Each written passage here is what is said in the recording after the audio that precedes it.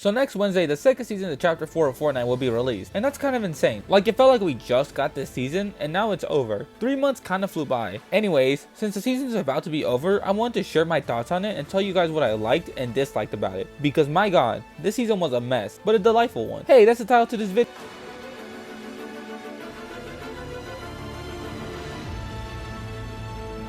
You know, I really remember the hype going into this new chapter. Half of the community was saying it was going to be Chapter 3 Season 5, and the other half was saying it was going to be Chapter 4. There was a good amount of evidence for both sides. So where did I stand in this debate? I was on both, but leaning more towards Chapter 3 Season 5. Like, come on, we just got a new map and chapter. No way we're just going to throw that all away. Well, let the hype commence. I made a video discussing my hopes for this chapter when the Fracture event was announced, and while the new season somewhat listened to my criticisms, it was still a bit of a mess, starting with the Fracture event. I think everyone who attended could tell you how boring and bad this event was. There was just nothing to do. It was a boring, repetitive cycle. It felt like a showcase to Creative 2.0 in the most boring way possible. The most exciting part of the Fracture event was the ending cutscene where, holy shit, is that your role? Oh my pickaxe, Hulk and motorcycles? And is that a new map? Yeah, this trailer was awesome and got everyone excited for what's next. Well, less than 12 hours later, the new update released and everyone got to experience a new chapter. So what were the first impression? Holy shit, is this a new engine? This game looks beautiful. What's this reality augment thing? Whoa, capture points. The attack assault rifle is a first person. What are these little blue rocks? Why are random things appearing through rifts? The Excalibur, automatic parkour. This is definitely staying the full season. Yeah, this felt like a new game. Similar to Chapter 3, there were just so many new and cool things to try out, and it made the game feel fresh and new, especially with the new engine, which made the game look jaw-dropping at times. A bit over a week later, we got our first update, which would be the last update we would receive before Epic went under winter break, and what I like to call the beginning of hell. We got the new Shockwave hammer, which was pretty fun, but a lot of people said it was broken, so that's how you know it was an actual fun weapon. More relevant to our topic is December 16th, when the Deku Smash was added and the My Hero Academia skins were released. This was the mythic shown off in the trailer, and yeah, it was a buttload of fun. Similar to Dragon Ball X Fortnite, this collab spawned a bunch of memes and got the internet talking. So in response to all the love and appreciation for the collab and new mythic,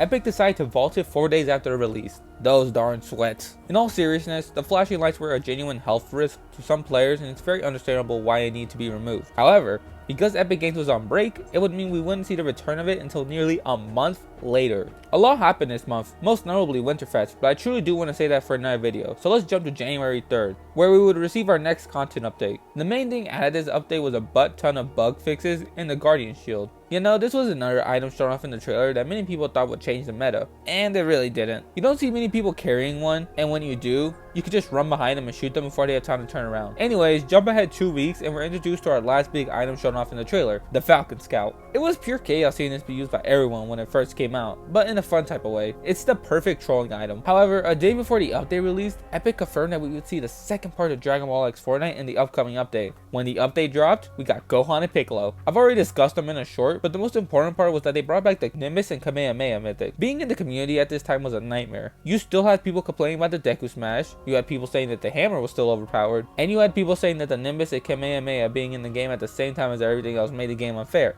And then you had me spamming the shit out of all of them. Look, I'm not gonna lie and say the game was balanced at this time, because it definitely wasn't. But I can't lie, it was some of the most fun I had in the game in some time.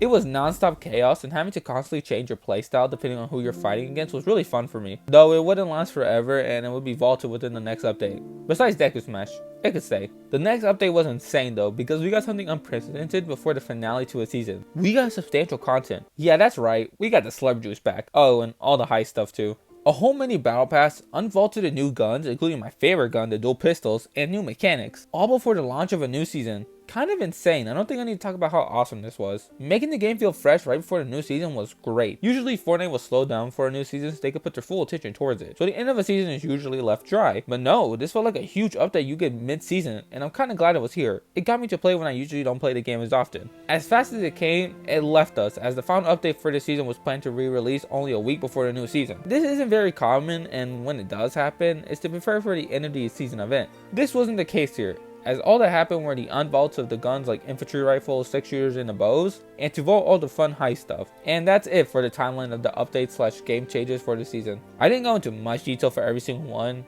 I even mentioned the minor map changes that were made. But besides that, I hope this helped illustrate the messiness of the season. We constantly got things vaulted and unvaulted, which meant the meta would change every 2 weeks. By the time you got used to one meta, it would change and you had to adapt to a new one. But I kind of liked it like this. Like, it meant the game felt constantly fresh and gave me a reason to keep playing week after week. I think it's now a good time to transition to the pros and cons.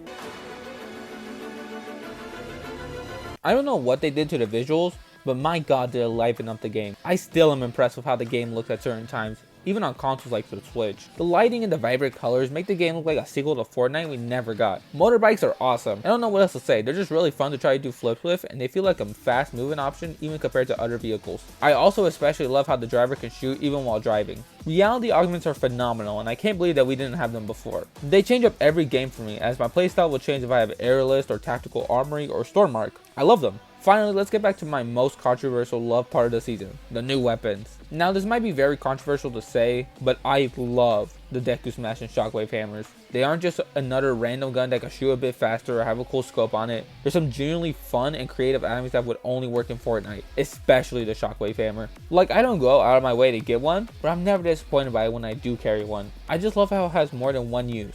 And I don't even mind the nerf of it only being able to bounce 3 times instead of 4 times. The Deku Smash hate is a bit more understandable, and I've had my frustrations with it, but I still fucking love it, man. It's just so satisfying getting a kill with it from some distance or absolutely demolishing builds with it. The other new items weren't anything that noteworthy to me, to be honest. The shield and eagle were first fun using them, but I never used them much afterwards, and the Excalibur just always felt janky to me and was always annoying to fight against. The final pro I want to talk about is the map. While feeling a bit empty like last season, it justifies it with the national scenery. Like, there's just so much detail, mountains, and just part of the map that makes it look alive, especially the snowy parts. All I could really criticize is that I want more POIs. Now let's move on to the cons. Hey, this part is empty. I'm just joking, but I don't really have much negatives with this season. It was a really fun and great throughout the entirety of it, and I think it will go down as one of my favorite seasons. The only negatives I have is that the game often felt broke at times. The constant vaulting and unvaulting of new items was getting annoying.